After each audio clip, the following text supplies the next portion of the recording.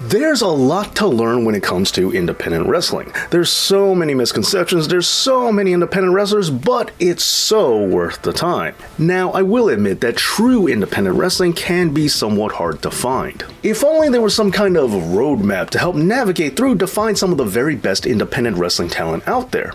Well, fortunately, that's the topic of this episode, because today...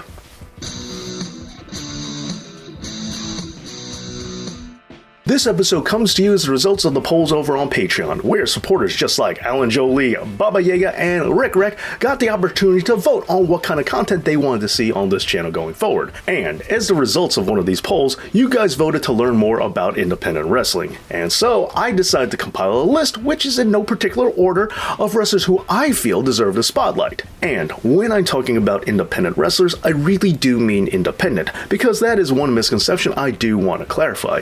As has been pointed out on this very channel by Frisco Flame, an independent wrestler has to work independently, as there are a lot of fans out there who think that an independent wrestler is just someone who doesn't work for WWE, which is definitely not the case. So, as amazing as AEW contracted wrestlers are, like Jack Evans, they won't be qualifying for today's list. And speaking of today's list,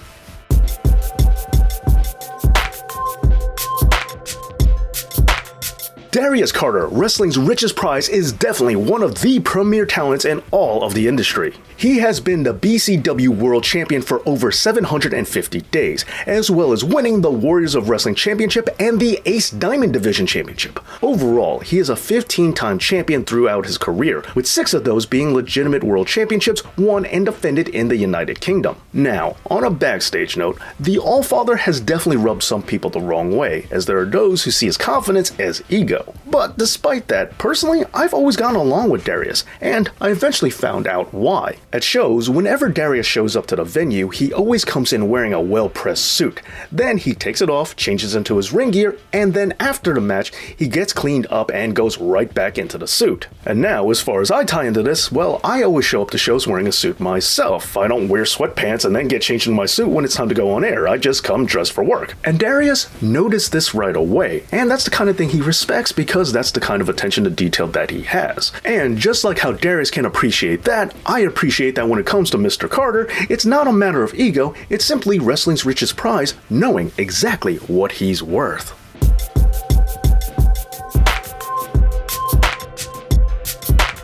Next up we have Smiley, who is definitely my favorite masked wrestler on the independent scene. Smiley has one of the most expansive arsenals in the entire wrestling business, and maybe that's because, well, there's more than one wrestler underneath that mask.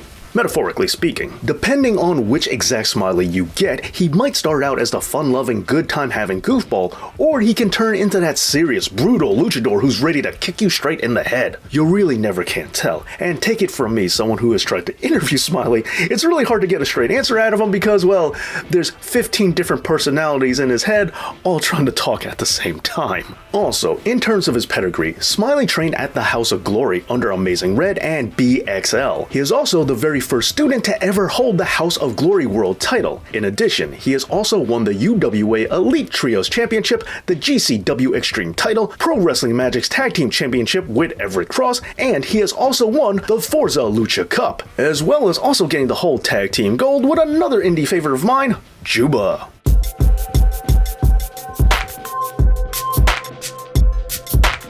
An absolutely wonderful gentleman who's appeared on this very channel before, Cory Kastle has had an amazing career in the pro wrestling game. He's already talked about it on here previously, so go ahead and check that out afterwards. But as for nowadays, Cory Kastle has been doing a lot of work for H2O Undiscovered. Also, Cory has been venturing outside of the world of wrestling, doing stand-up comedy and having his own podcast called Evolving with Cory Kastle. And he also acts, starring in the title role of the awesome independent film called Bruce, which is a total mind blow that you could check out right here on YouTube. Furthermore, he also has an up-and-coming film called Not For Nothing, and if it's anywhere near as good as Bruce, I am definitely gonna be in.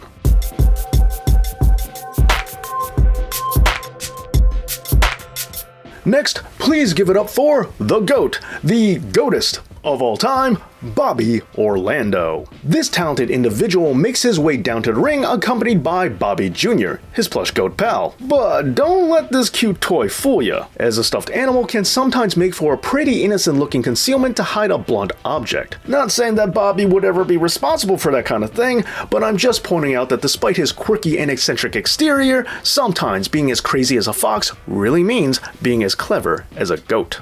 Furthermore, Bobby Orlando was trained at the Creative Pro Wrestling Academy, where he has been a Creative Pro Tag Team Champion twice as a member of the Shook Crew, and in Catalyst Wrestling, he is known as one of the Hot Boys International alongside Casey Navarro and Lucky 13. And as for me, I just think Bobby's absolutely hysterical, especially when he takes the time out of his entrance to just walk over and say hi to me on his way to the ring.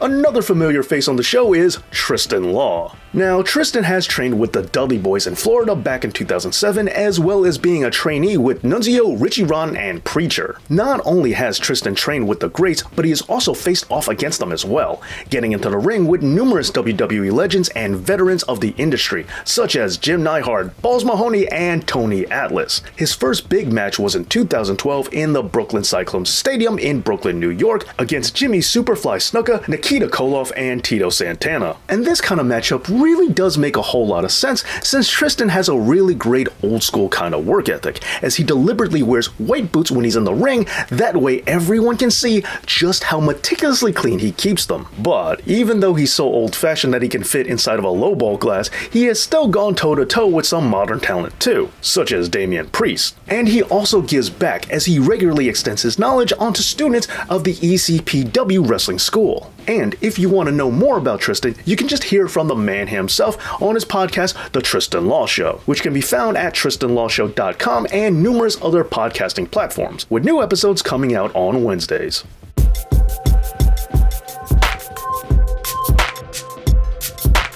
Next up, we have the biggest man on this list, the Meadowlands Monster. As of this recording, he is the longest reigning Dark Arts champion at Pro Wrestling Magic with a reign of over 600 days. And that's definitely not surprising because really, who's gonna stop him? He's easily laid waste to numerous opponents over the course of his career, and if he already wasn't intimidating enough, he's also aligned with Zach Amico and the Hudson County Horror Show, which only works to add a ton of weight to the huge fear factor that he already has going for him.